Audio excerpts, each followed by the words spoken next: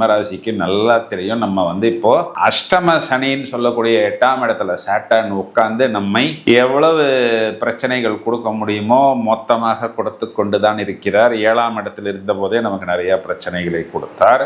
இது காலகட்டங்களில் ஒரே வார்த்தையில சொல்லணும்னா இது அஷ்டம செவ்வாய். ஏன்னா இந்த கூட்டணியானது 2ஆம் இடத்தை தானே பார்க்கிறது. அப்போ 2ஆம் இடம்ங்கிறது என்ன? தனம், குடும்பம், வாக்கு. இதனால் குடும்பத்தில் நிம்மதி இழக்க வேண்டிய சூழ்நிலை. வார்த்தைகளை கொடுத்து விட்டு பிறகு நாம் ஏன் அந்த வார்த்தைகளை கொடுத்தோம்னு மன உளைச்சல் அடைவது, இது எல்லாமே பொருளாதாரம்னு சொல்லக்கூடிய பணம் சம்பந்தப்பட்ட விஷயத்துக்காக உங்களை படாத பாடுபடுத்துவார்கள். நீங்களே உங்களுடைய இடம் பூமி சம்பந்தப்பட்ட விஷயத்துல கொஞ்சம் சைலண்டாக இருந்தாலும் உங்களுடைய லைஃப் பார்ட்னர் சைலண்டா இருக்க மாட்டார். அவர் இந்த விஷயத்தை தூண்டி விடுவார். சில நேரத்தில் அவர் உங்களை பைபாஸ் பண்ணி உங்கள் அப்பா அம்மாட்டையோ உங்கள் சகோதரர்கிட்டையோ இல்லை உங்கள் பூர்வீகம் சம்பந்தப்பட்ட நபர்கள்ட்டையோ உங்களுடைய விஷயங்களை பற்றி டீட்டெயில்ஸ் சேகரிக்க தொடங்கி விடுவார். ஹலோ ஃப்ரெண்ட்ஸ், திரும்பவும் ஒரு சுவாரஸ்யமான பதிவு. கோச்சாரத்தில் செவ்வாய் அப்படிங்கிற ஒரு கிரகம் மீனராசி மண்டலத்துக்குள் ஏப்ரல் மாதம் 3ஆம் தேதி நுழைய போகிறது. மே மாதம் 11ஆம் தேதி வரை கிட்டத்தட்ட 40 நாட்கள் இந்த செவ்வாய் மீனராசி மண்டலத்தில், அதுவும் சனி அப்படிங்கிற ஒரு கிரகத்துடன் சேரப்போகிறது. முறையே முதல்ல குருவுடைய நட்சத்திரம் பூரட்டாதி, சாட்டனுடைய நட்சத்திரம் உத்திரட்டாதி, பிறகு புதனுடைய நட்சத்திரம் ரேவதி. இந்த நட்சத்திரங்களை கடக்கப் போகிறது. இப்போ இந்த சனி செவ்வாய் சேர்க்கை அப்படிங்கிறதே பொதுவாகவே ஒரு 2 அசுப கிரகங்களின் சேர்க்கை, அதாவது நாம் எதிர்பார்க்க கூடாத ஒரு சேர்க்கை அப்படின்னு கூட சொல்லலாம். இருந்தாலும் இந்த சேர்க்கையானது நிறைய பேரை தாக்க போகிறது, சில பேரை தூக்க போகிறது. இப்போ இது யாரை எப்படி தாக்க போகிறது, யாரை எப்படி தூக்க போகிறது? அதாவது எல்லாமே இனிப்பாவே கொடுக்க முடியாது. சில நேரத்தில் கொஞ்சம் புளிப்பு, கொஞ்சம் காரம், கொஞ்சம் துவர்ப்பு, இதையெல்லாம் இந்த கூட்டணி எல்லா ராசிகளுக்கும் கொடுக்க போகிறது. எனவே நாம் எங்க கவனமாக இருக்கணும், நாம் எவ்வாறு நெகட்டிவாக தூண்டப்படுவோம், இதனால் என்ன பாதிப்பு நமக்கு வரும் அப்படிங்கிறத நம்ம முதல்லயே தெரிஞ்சுக்கிட்டோம் அப்படின்னா நிறைய விஷயங்களில் நாம் நம்மை பத்திரப்படுத்தி கொள்ளலாம், உஷாராக இருக்கலாம்.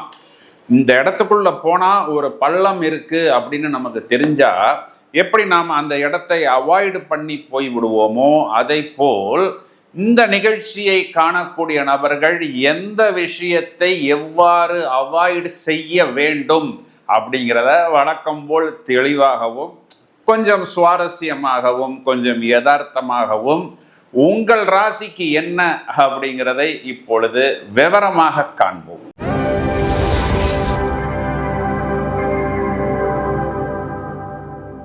சிம்ம ராசிக்கு இந்த பலனை சொல்வதற்குத்தான் காத்து கொண்டிருக்கிறேன். ஏன் அப்படின்னா எல்லா சிம்ம ராசிக்கு நல்லா தெரியும். நம்ம இப்போ அஷ்டம சனின்னு சொல்லக்கூடிய 8ஆம் இடத்துல சாட்டர்ன் உட்கார்ந்து நம்மை எவ்வளவு பிரச்சனைகள் கொடுக்க முடியுமோ மொத்தமாக கொடுத்து கொண்டுதான் இருக்கிறார். 7ஆம் இடத்தில் இருந்த போதே நமக்கு நிறைய பிரச்சனைகளை கொடுத்தார். இது காலகட்டங்களில் ஒரே வார்த்தையில சொல்லணும்னா இது அஷ்டம செவ்வாய், அஷ்டமஸ்தானம், 8ஆம் இடத்தில் செவ்வாய் சாட்டர்னின் சேர்க்கை. அப்போ என்ன பண்ணுறது அப்படின்னா, சிம்மத்தை பொறுத்தவரை செவ்வாய் குறிகாட்டக்கூடியது 4ன்னா அம்மா. அவர் தான் 9க்கும் அதிபதி. 9ன்னா அப்பா. அம்மாவையும் அப்பாவையும் குறிகாட்டக்கூடிய செவ்வாய் என்ன பண்ணுறாரு, சாட்டர்ன் அப்படிங்கிறவர் நம்மளுடைய லைஃப் பார்ட்னர். அப்போது நீங்கள் சிம்மராசி சகோதரியாக இருந்தால் உங்கள் கணவருக்கும் உங்கள் அப்பா அம்மாக்கும், நீங்கள் சிம்மராசி சகோதரனாக இருந்தால் உங்களுடைய மனைவிக்கும் உங்கள் அப்பா அம்மாக்கும். இதெல்லாம் டே 1லேருந்து இருக்குது அப்படின்னா காரகத்துவத்தில் செவ்வாய் இங்கே சகோதரரையும் குறிகாட்டுகிறது. அப்போ அவரையும் லிஸ்ட்டில் சேர்த்துக்கலாம். உங்களுடைய அப்பா அம்மா, உங்கள் சகோதரர், உங்களுடைய லைஃப் பார்ட்னர். ஏற்படக்கூடிய உரசல், ஏற்கனவே எனக்கு இங்கே நிறைய பிரச்சனைகளும் டென்ஷனும் ஓடிக்கொண்டிருக்கிறது, இது காலகட்டங்களில் இது தேவையா? குறிப்பாக இடம் சம்பந்தப்பட்ட விஷயம், வாகனம் சம்பந்தப்பட்ட விஷயம், சொத்துக்கள் சம்பந்தப்பட்ட விஷயம், பூர்வீகம் சம்பந்தப்பட்ட விஷயம், ஏன்னா இந்த கூட்டணியானது 2ஆம் இடத்தை தானே பார்க்கிறது. அப்போ 2ஆம் இடம்ங்கிறது என்ன? தனம், குடும்பம், வாக்கு. இதனால் குடும்பத்தில் நிம்மதி இழக்க வேண்டிய சூழ்நிலை. வார்த்தைகளை கொடுத்து விட்டு பிறகு நாம் ஏன் அந்த வார்த்தைகளை கொடுத்தோம்னு மன உளைச்சல் அடைவது, இது எல்லாமே பொருளாதாரம்னு சொல்லக்கூடிய பணம் சம்பந்தப்பட்ட விஷயத்துக்காக உங்களை படாத பாடுபடுத்துவார்கள். என்ன பண்ணலாம் அப்படின்னா, ஒன்றுமே பண்ண வேணாம். இந்த மாதிரி ஒரு கூட்டணி வருகிறது அப்படின்னா முடிஞ்ச வரைக்கும் அப்புறம் பார்த்துக்கலாம், வெளியூருக்கு போகிறேன், பயணத்தில் இருக்கிறேன், ப்ராஜெக்டில் இருக்கிறேன், பிஸியாக இருக்கிறேன் அப்படின்னு சொல்லி எப்படியாவது மே மாதம் 13 தேதிக்கு தள்ளி விடுவது. ஏன் அப்படின்னா அட்லீஸ்ட் ஒரு 80% ப்ராப்ளம் நமக்கு அது காலகட்டங்களில் குறைஞ்சிடும். செவ்வாய் உங்களுக்கு 9ஆம் இடத்தில் ஆட்சி பலம் பெறக்கூடிய காலகட்டம், மேலும் உங்களுடைய ராசியாதிபதியும் உச்சமடையக்கூடிய காலகட்டம்.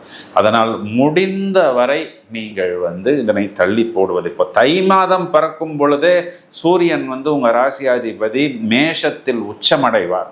அப்போ என்னன்னா உங்களுக்கு பிரச்சனைகள் நாளாக நாளாக படிப்படியாக குறையும் அப்படிங்கிறது நிதர்சனமான உண்மை.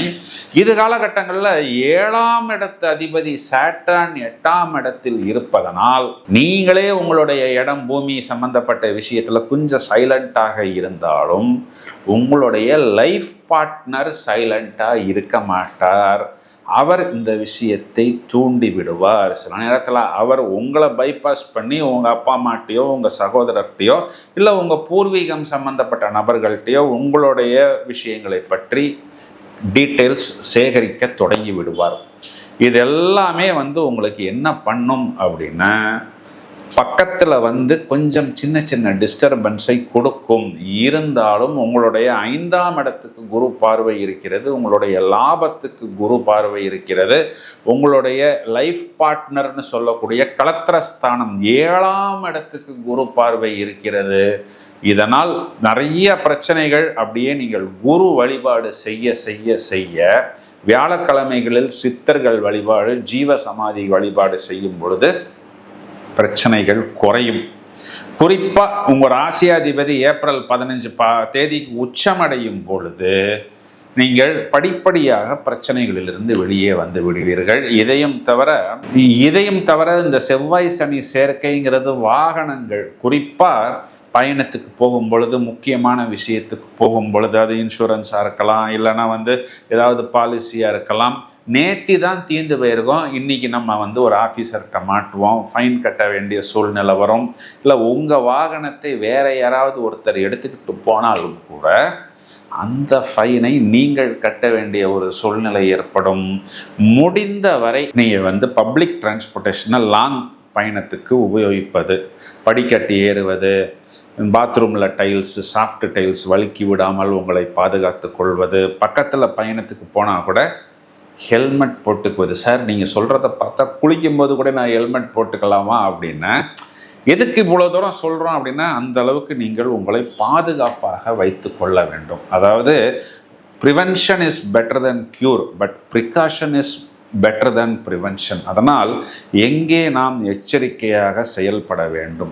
பொதுவாக அப்படியே நீங்கள் உங்களை பூ மாதிரி பார்த்து கொள்ள வேண்டும். ரொம்ப கடினமாக ஸ்போர்ட்ஸ் செய்கிறது, ரொம்ப பெரிய எக்ஸசைஸ் செய்கிறேன், ஜிம்மு செய்கிறேன் அப்படின்லாம் போய் ரொம்ப ஒரு 15 கிலோமீட்டர் வாக்கிங் போகிறேன், 12 கிலோமீட்டர் வாக்கிங் போகிறேன், விடாமல் ஜாகிங் போகிறேன்.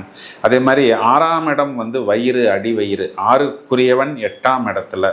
அப்போது இந்த இரவு நேரத்தில் ஃபுட்டு, ரொம்பவும் இந்த காரமான உணவு இதெல்லாம் அவாய்டு பண்ணிக்கிட்டு அப்படியே உங்களை பத்திரமா பூ மாதிரி நீங்கள் பார்த்து கொண்டால் நிறைய பிரச்சனைகளை நீங்கள் தவிர்த்து விடலாம். ஸோ இது காலகட்டங்களில் யார் துரோகி, யார் நம்மை ஏமாற்ற போகிறார், யார் நம்மை உபயோகித்து கொண்டு நம்மை தூக்கி போடுகிறார் அப்படிங்கிறதெல்லாம் ஒரு எக்ஸ்ரே ஸ்கேனிங் மிஷின் இல்லாமல் நீங்கள் கண்டுபிடித்து விடுவீர்கள். யானை படுத்தாலும் குதிரை மட்டு அப்படிங்கிறதை நீங்கள் உணர்ந்து விடுவீர்கள். ஸோ இதுக்கு என்ன பரிகாரம் அப்படின்னா, பொதுவாகவே இந்த செவ்வாய் சனி சேர்க்கைக்கு சனிக்கிழமைகளில் நரசிம்மர் ஆஞ்சநேயர் வழிபாடு செய்வதும், செவ்வாய்க்கிழமைகளில் முருகனை வழிபாடு செய்வதும், அஷ்டமி திதிகளில் பைரவரை வழிபாடு செய்வதும். எல்லா சிவன் கோயில்லையும் பைரவருடைய சன்னிதானம் உண்டு.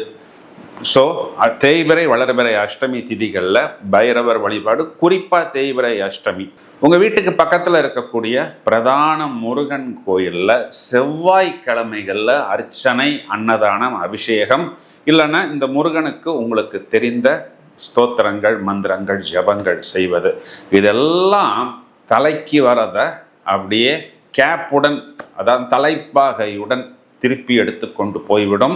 நம்மை பெரிய அளவில் பாதிக்காது அப்படின்னு சொல்வது தான் நிதர்சனமான உண்மை. இந்த பதிவை உங்களது நண்பர்களுக்கு ஷேர் செய்யுங்கள். தொடர்ந்து இணைப்பில் இருங்கள். இன்னும் நிறைய காணொளிகள் தயாராகி கொண்டிருக்கிறது. Thank you friends.